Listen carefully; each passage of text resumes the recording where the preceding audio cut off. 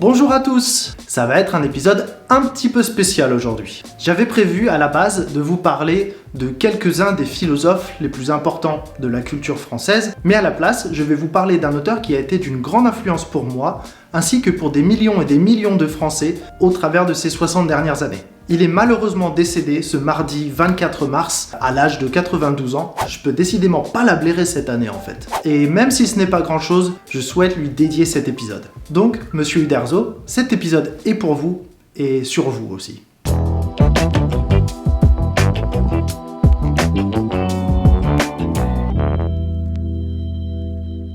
Albert Uderzo, c'est le dessinateur français par excellence. C'est le grand monument de la bande dessinée française. Voilà, tout est dit. À la semaine prochaine.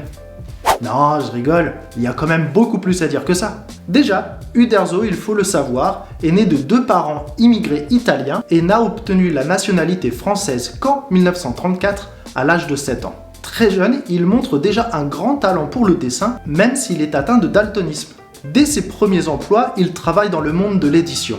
Et globalement, ça ne s'arrêtera pas jusqu'à hier en fait. Pendant l'occupation, il part vivre en Bretagne avec son frère et y trouvera l'inspiration pour l'une de ses plus grandes œuvres. On y revient tout à l'heure. C'est en 1951 qu'il fera une rencontre qui changera sa vie, et donc un petit peu la mienne aussi, puisqu'il sera présenté à un autre écrivain, René Goscinny. Tous les deux travailleront sur plusieurs projets, par exemple Jehan Pistolet ou encore l'excellent Papa. Mais c'est en 1959 qu'ils créeront, en 2 heures seulement, l'ébauche de leur plus grande œuvre.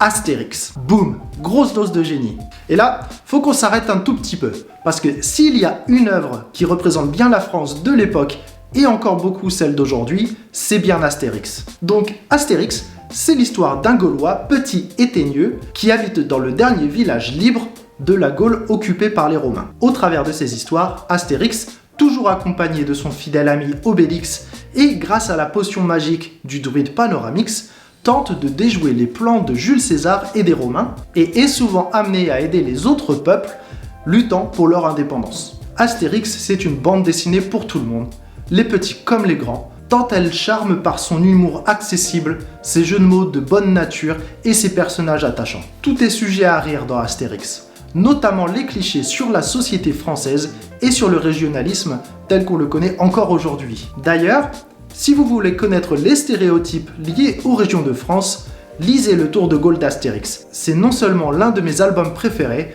mais c'est aussi celui qui introduit le personnage d'Idéfix, le petit chien, qui deviendra un peu la mascotte de cette BD. J'ai plus ou moins appris à lire avec Astérix et Obélix. J'ai non seulement lu et relu tous les albums, toujours avec autant de plaisir, mais ma passion de l'histoire ancienne vient directement de là. Donc si je peux vous donner un conseil, c'est de vous procurer quelques albums, ou tous, et de vous plonger dedans. C'est un pur concentré d'humour français, de culture générale et de personnages bien franchouillards. Et pour les films, même s'ils sont pour la plupart tous très bons, je vous recommande vivement Le Domaine des Dieux et Le Secret de la Potion Magique, tous deux réalisés entre autres par Alexandre Astier. Ne vous inquiétez pas, on reparlera de ce monsieur dans un autre épisode. Oh que oui.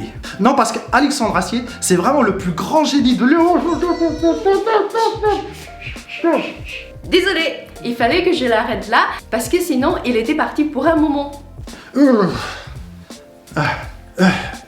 Donc, Albert Uderzo, qui a dû produire seul Astérix suite au décès de Goscinny en 1977, a porté le flambeau jusqu'en 2011 où il l'a passé à d'autres. N'empêche que les albums d'Astérix ont été vendus à plus de 370 millions d'exemplaires et ont été traduits dans plus de 100 langues.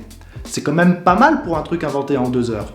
Comme je vous l'ai dit, j'ai grandi avec l'humour d'Uderzo, avec ses personnages râleurs, bagarreurs, soupolés, mais au grand cœur. Alors, je sais pas pour le côté grand cœur, mais je pense que le reste a un petit peu influencé ma personnalité.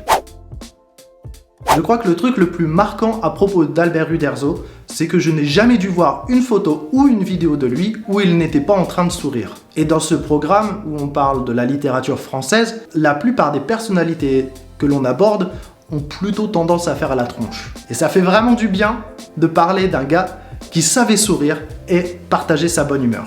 Donc, merci Monsieur Uderzo, grâce à vous, on s'est bien marré. Voilà, c'est tout pour aujourd'hui. Merci d'avoir regardé cette vidéo et de la partager si elle vous a plu. Je reviens la semaine prochaine pour un nouvel épisode sur la littérature française.